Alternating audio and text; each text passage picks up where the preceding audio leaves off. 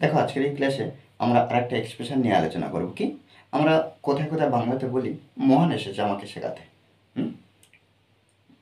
এই যে মহান এসেছে এই বিষয়টা আমরা প্রত্যেকটা বাংলার ক্ষেত্রে দেখো প্রত্যেকটা এক্সপ্রেশনে ব্যবহার করি। কি দেখো, মহান এসেছে আমাকে বোঝাতে, মহান এসে গেছে আমাকে শেখাতে, মহান এসে গেছে আমাকে মারতে।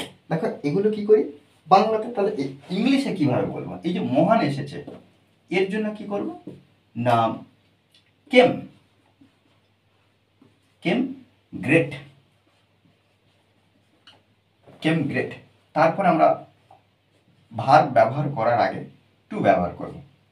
তাহলে কেম গ্রেট টু মেক, তারপরে মি আন্ডারস্ট্যান্ড।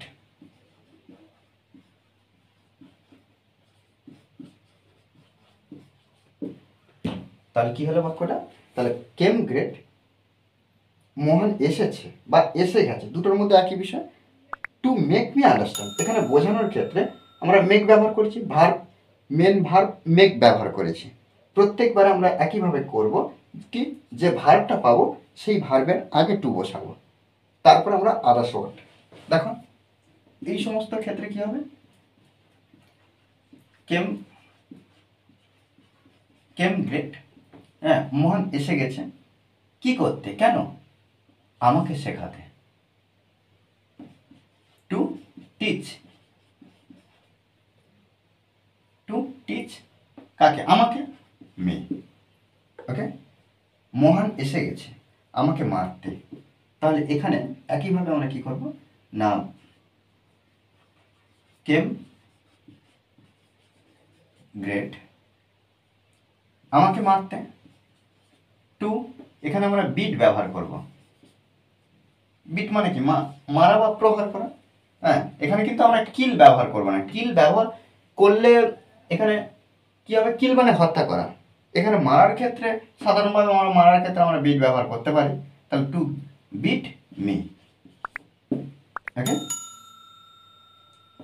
মহান এসেছে আমাকে দেখাতে, তাহলে এখানে একইভাবে কেম